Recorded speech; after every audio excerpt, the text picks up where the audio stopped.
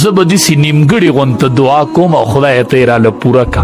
د الله دا نیمګړې دعاګانې خوښي ته نیمګړې کوه او الله به یې پوره کوي. ځکه یو صحابي دعا غوښتله وی خدایا مال په جنت کې خي طرف ته او دسی بنگله راکې چې خي طرف ته یو دسی لارې منه کوي. نه دسی دعا به نه غواړي. ښه ما نبی علیہ السلام نه اورېدلي چې دعا کې به دومره مبالغې نه کوئ.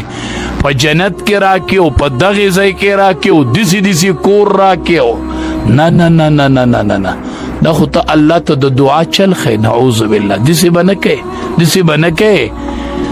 الله ته به دسی ځان دسی الله ته دسی دا ساده غونته خوند کوي. خدای ته راله راکې نو خدای ته راکې. زه په ډېرو نه پوهېږم خدای په ډېرو نه پوهېږم. عمر فاروق رضی الله تعالی عنہ د شپې روانم د تهجد ټیم و. نو ما وی ډېر قیمتي ټیم دی نو دعا نه غواړم. نو داسې لنډه غونته دعا مې وغوښته چې خدایا مرګ د شهادت راکې او وجعل قبري في بلد حبيبك. خدایا مرګ د شهادت او قبر د خپل محبوب په کلی کې راکې چې مرګ مې د شهادتي او قبر مې ستا د محبوب په کلی کې. بس دغه دعا مې وغوښته. رب العالمین وی عمر ته دعا نیمګړې وغوښتله زه به یې دله پوره قبوله کړم. دا نیمګړې دعاګانې خوند وی تا ما نه مرګ د شهادت وغوښتو. مسجد نبوي دی پکې نه وغوښتې چې مرګ د شهادت راکې او په مسجد نبوي کې راکې او دا دې نه ویلي چې په مصلی د امام الانبیاء راکې.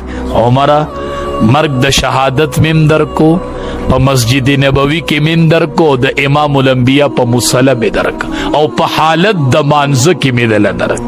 نو ګوره هغه نیمګړې دعا غوښتې وه خو الله وله څه کړله پوره کړه. هوی وجعل قبري فی بلد حبیبک. خدایا قبر مس د خپل محبوب په کلی کې وګرځه.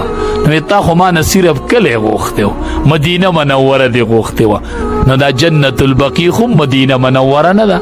نه تا کلی وغوښتو ما کلی م درکو او کور مم درکو او څنګ د امام الانبیاء مې درکو. مې کلی درکو مې هغه په کور کې دفن کړې مې ورله په څنګ کې دفن کړې. نو ته نیمګړې دعا غواړه او الله به یې پوره قبلې.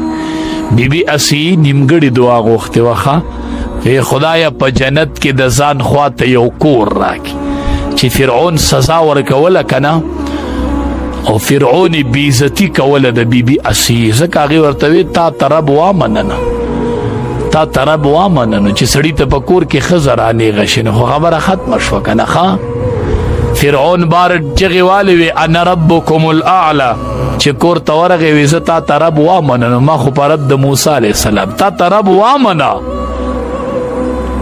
نو چې د سړي ښځه نه مني نو په بار به خلک څه ومني. وی فرعون رب اعلی نو چې ښځې رب والی ونه مننه وی تا ته رب نه وامه. نو د سزا شروع کړله. وی کپړې به لرکم او بېعزتي به وکم. وی وکه نو بس چې د دې سزا شروع کېده نو دی وی یا الله په جنت کې د ځان خواته یو کور راکې.